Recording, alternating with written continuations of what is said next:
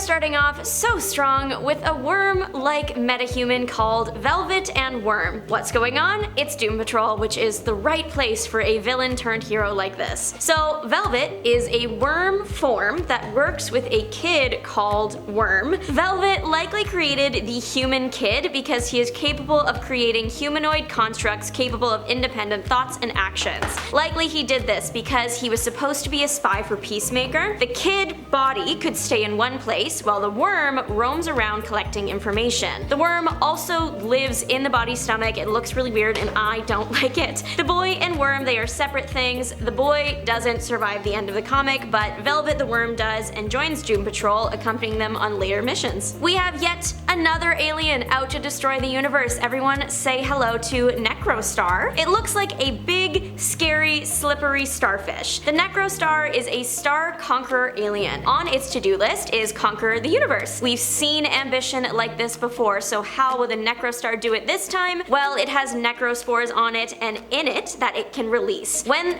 released, these spores attach onto hosts and control their minds. The Necrostar is capable of flight, regeneration, which makes sense if it's a big starfish. It's also capable of telepathy, adjacent actions. It debuted in Titan's Beast World in November of last year. We've unlocked a new character, one of Dick Grayson's ancestors. He is known as Son of Grey. He lived in 14th century Normandy, and he is the Nightwing of his time. Son of Grey was a merchant's son, but his father was killed by, I'm assuming, the Joker of that time. Son of Grey is naturally very upset by his father's death and goes on a revenge spree, in which we see him do all the acrobatic feats that we are used to seeing from Dick Grayson. He is described to have a fire in his heart and be the spawn of Satan or sin. He is one resilient fighter. He was speared by the 14th century Joker and walked it off. He also almost said his own version of the Princess Bride line, "I am the son of Grey, you killed my father," but he never got to finish the line because the Joker gave him the name we know today, Grayson. The story is really short, it's only 2 parts, but it is always fun to see old-timey versions of your favorite characters. There is an evil version of Jesus that was just born. Speaking of, his name is The End. His mom is Natalia Knight, also known as Nocturna. She is a vampire, and vampires aren't supposed to be able to naturally reproduce, so The End is kind of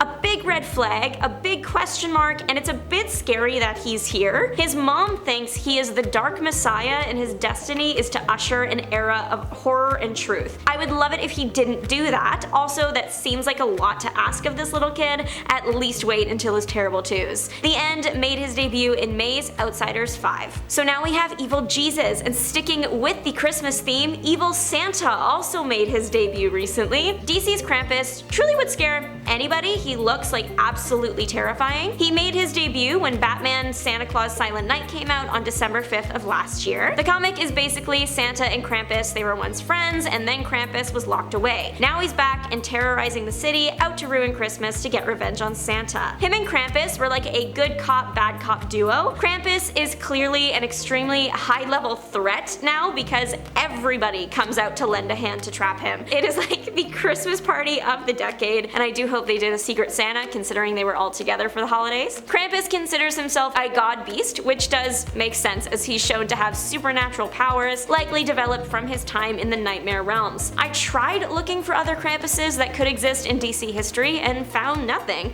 which I really can't believe they never capitalized on the character before. Glad they did now. Batman once visited a child psychiatrist. He went to therapy. I know, I can't believe it either. His name is Dr. Charles Quinton. He worked at Arkham Asylum. Dr. Quinton founded the children's wing of Arkham Asylum, and it was the pride of the city. But then he ran away without a trace and with all the files for his patients. That was the thing that ruined Arkham and made it what it is today. While working with Bruce, the doctor did help, but he made Bruce forget part of the incident with his parents and also all the memories of their time working together. Dr. Quinton is very mysterious, and it's suggested that maybe he manipulated Bruce into eventually becoming Batman. Unfortunately, Dr. Quinton exists on Earth 46, so that is the Batman Gargoyle of Gotham world, so it's like not canon, but it is fun. The story is interesting, and basically it's kind of hinting that Bruce would have been Batman in every universe, even if he got therapy. Apex Ava is a decently new character, and her story is something else. Ava was a hunter specializing in rare or dangerous animals. Every time she completed a job, she would get that animal tattooed on her skin. She discovered she she had a disease and was dying. For some reason, she decided that since she is dying,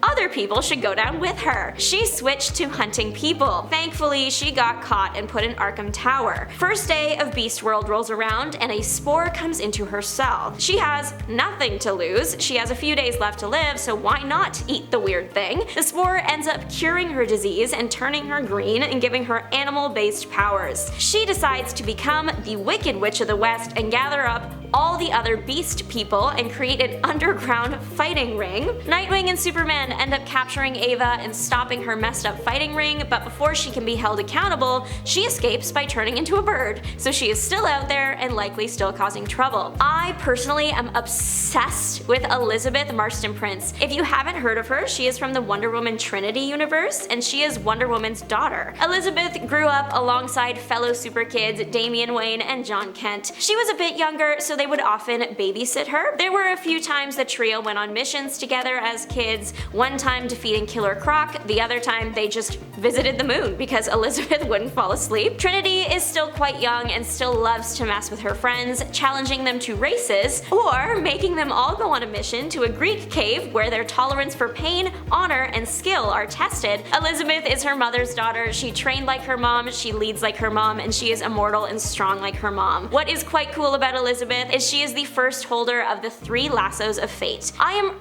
urgently calling all fans of the Warrior Cats book series because you are going to love Kyle the Catboy. I can't believe this character exists for many reasons. Catboy is already a term used in pop culture with a very specific brand of person in mind. What was DC thinking? Kyle is your typically troubled kid. He was a petty criminal, went to juvie a few times, and didn't have a strong family unit. He had a mentor, but that mentor ended up betraying him. Eventually, he made the decision to splice his DNA with feline DNA, wild choice, and he became Catboy. There is lore surrounding Catboys, which means there are many Catboys in this universe. They typically travel in groups called prides. Kyle is pretty special. He knows magic, which he learned from the evil mentor guy. Some things Kyle has used the magic for include electroblasts, creating a bird to locate a specific target, controlling fire, he can make someone take an impromptu catnap, and creates force fields. Batman enlists his help for dealing with a problem, and like most times Batman is around an orphan troubled kid, he becomes a positive, almost father figure in his life and transforms the little outlaw into a little hero. Kyle ends up becoming a vigilante just like Batman. Truly, I can't believe what I'm about to share with y'all. The Childminder's story is out of this world. The Childminder is the name of the character. She is a bit older than some of the other characters, at almost 1.5 years old, but her story makes up for it. Important to note about the character, she is a time scavenger and she's kinda like me, cares a whole lot about the kid heroes who disappeared without a trace. Flashpoint caused a lot of problems, a lot of timeline changes, and caused 13 Golden Age sidekicks to disappear. They were taken out of history and placed in stasis pods. Unfortunately, their place of freeze was attacked and they were released back into the timeline before it was ready for them. These sidekicks were just kind of floating through history, so Childminder tracked them all down and took them to, are you ready for this? Orphan Island, if the boot fits. Time is not a thing there, so the sidekicks would be safe there until further notice. Childminder is a bad person, but everything she is doing sounds good, right? Well, this half chicken, half old woman clown also kidnapped sidekicks that weren't erased from history, like for example, Wing. Childminder says she cares about the kids, but then this guy named Hourman shows up and he says he will return her to her youth in exchange for the kids, and she says yes, so how much does she really care about them? But then a fight breaks out, and then a time storm breaks out. Childminder is hit with energy and de-ages to the point where she is an egg again. At some point, she claims to be the inspiration for the children's storybook character Mother Goose, as if her lore wasn't wild enough. But that is all, so thanks so much for watching. Don't forget to like, subscribe, and make your mark on the comment section down below. This is Juliana signing off. Bye!